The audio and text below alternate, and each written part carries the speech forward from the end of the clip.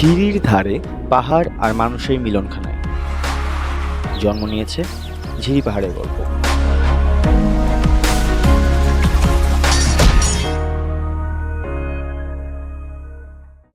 আজ শোনাবো সেই ঝিরি পাহাড়ের গল্প, আর আপনাদের নিয়ে হারিয়ে যাব গহীন পাহাড় আর ঝর্ণার মাঝে।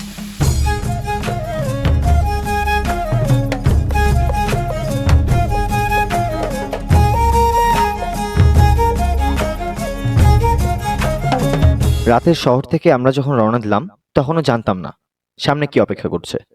ভোরের আলো ফোটার আগেই গাড়ির জানালায় ধরা দিল কুয়াশা, আর দূরের পাহাড় ধীরে ধীরে কাছে আসতে লাগলো।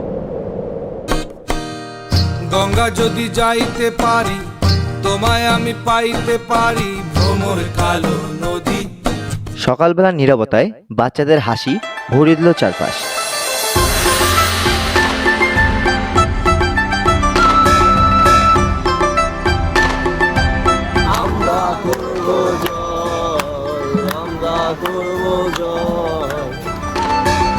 রঙিন কাগজে পেন্সিলের আঁচড়ে তারা ফুটিয়ে তুলল নিজেদের পৃথিবী, নদী, ঝর্ণা, উৎসব আর পরিবারের মুখগুলো।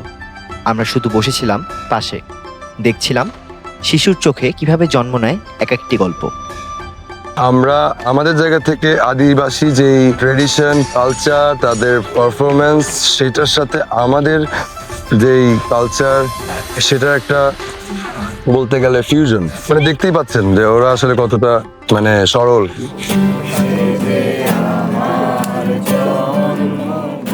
এই cultural exchange, art exchange and everything, এই জিনিসগুলোকে আমরা এঙ্গেজ করতে চাই।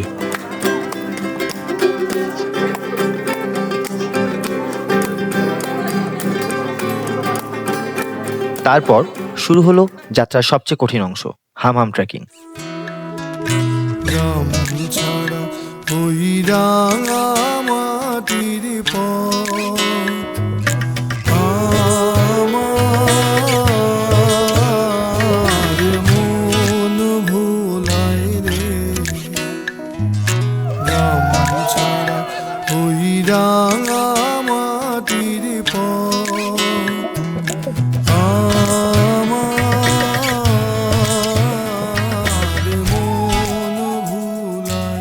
কাদামাখা সরু পথ, পিচ্ছিল ঢাল, ঝোপঝাড়ে আটকে যাওয়া জুতা, কিন্তু প্রতি ধাপে একে অপরকে সহযোগিতা করছিল।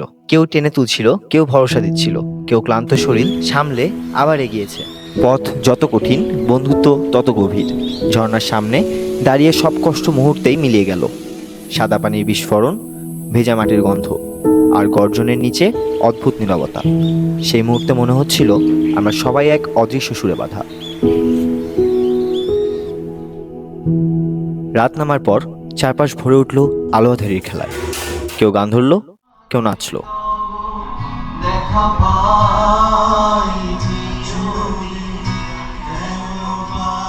কেউ শুধু তাকিয়ে রইল দর্শকের মতো।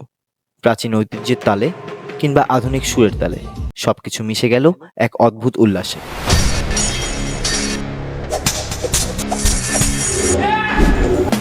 সেই রাত হয়ে উঠল আমাদের নিজস্ব উৎসব।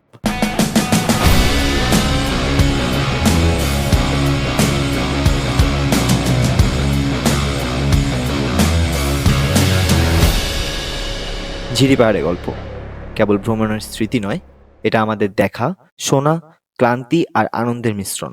এটা আমাদের ভেতরে জমে থাকা নীরব কবিতা, যেখানে পাহাড়ের কণ্ঠ, মানুষের গান আর বন্ধুদের সুর এক হয়ে যায়।